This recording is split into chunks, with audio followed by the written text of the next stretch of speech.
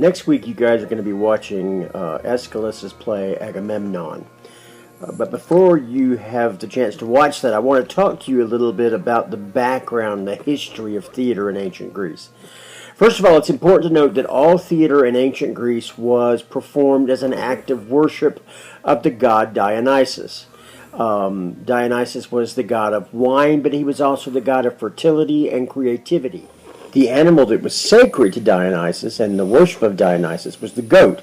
And so it's interesting that the Greek word tragedy, and of course most of the most significant plays that we have from this era are tragedies.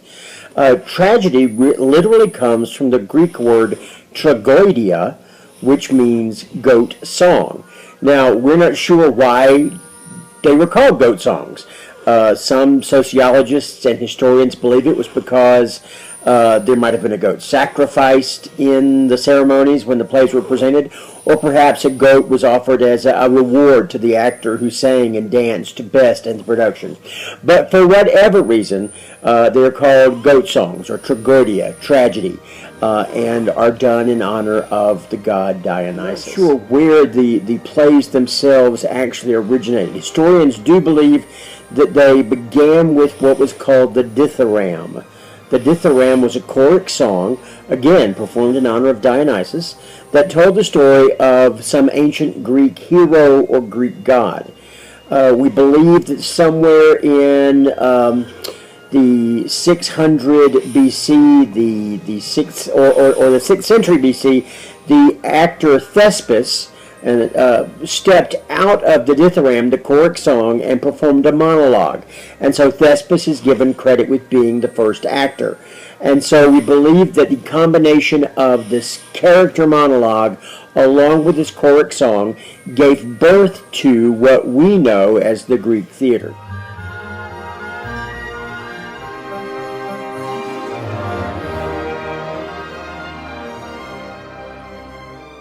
I want to talk to you a little bit about the performance conventions of the Greek theater. We talked about conventions this week. They are rules applied to the theater event that help us understand what is happening. Well, there are conventions in the Greek theater. One of those conventions is that all of the principal roles would have been played by three actors. As we said, Aeschylus added the second actor, and then Sophocles the third. So the play you're going to see is a play by Aeschylus. It actually could have been done with two actors because it represents one of these earlier plays. And all of the principal roles would have been played by these two actors. Another convention of the Greek theater is that all roles were played by men. Now, as you watch Agamemnon, his queen Clytemnestra is one of the major characters, and she makes comments in the performance about how manly she is and how unfeminine. And so this is probably a poke, a jab at this convention of men playing women. One of the other conventions, perhaps one of the most important, is the notion of actors and masks. All actors in the ancient Greek theater wore masks.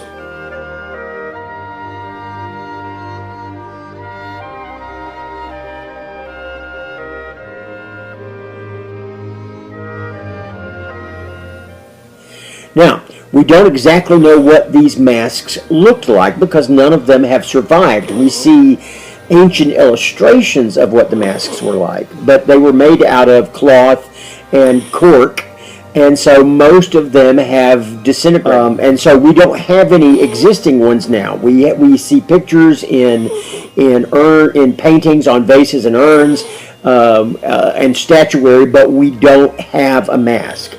We believe, however, that the masks had megaphones built into them.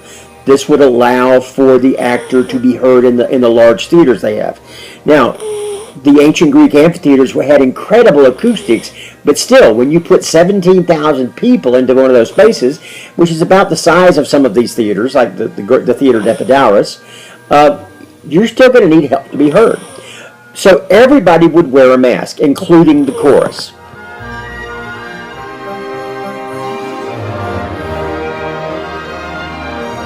Now we talk about, I mentioned the chorus. The chorus is present in all Greek drama, and the chorus is there as the ideal audience. They also usually represent figures from the play. For instance, in Oedipus, they are the people of Thebes. In Agamemnon, they are the older men who weren't allowed to go fight in the Trojan War. But they show us the ideal response to what we're seeing on stage in the tragedy. They show us the horror that we should experience in Oedipus when he is blinded. They show us the concern. They show us how we are to feel. And they also provide commentary through the choral odes. Often some of the most beautiful writing we find from the ancient Greek world are these choral odes that are spoken by the chorus between the episodes of the play.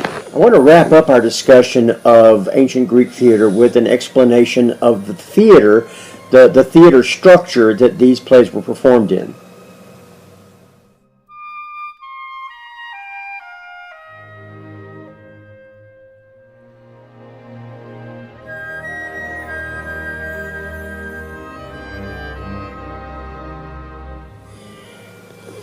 You'll notice the large circular area that was called the orchestra, and that's where the action of the play took place. The seating area was called the theatron, or the seeing place. If you noticed in the diagram, there was also a parados. The parados is the part of the script where the chorus enters, but the parados is also the geographical space in the theater where the chorus enters. They were the passageways by which the chorus came into the theater space. Now, in the middle of the orchestra is a small altar called the thymale, and that was to remind us that these plays were always done as acts of worship. And finally, there is the skene at the back, the scene house. And this served two purposes. It was where the actors prepared.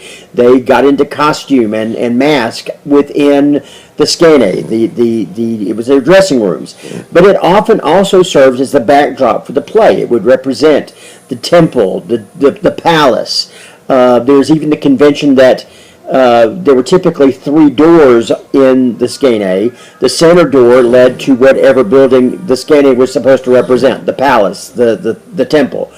The stage right door would be used for entrances from the city. If you were coming from the city to the palace, you would come out the stage right door. If you were coming from the countryside, like the shepherd who comes to tell Oedipus about the death of his adopted father, Polybos in Oedipus the King, you would come from the other door. You were coming from the country.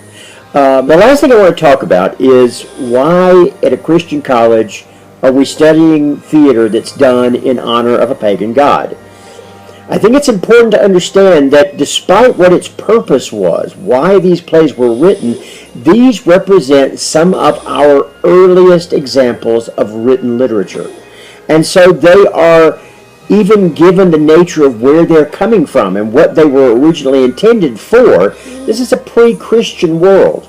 And so they are important as pieces of literature and as historical documents to help us understand this era and this period of history. They also help us understand, like any literature, how the people thought, what they felt, what problems they were dealing with. And so even though these documents come from a pagan ritual, they still have merit and value for us today. And so it is proper and appropriate that we study them as we try to understand how theater has evolved over the ages. All right, thanks.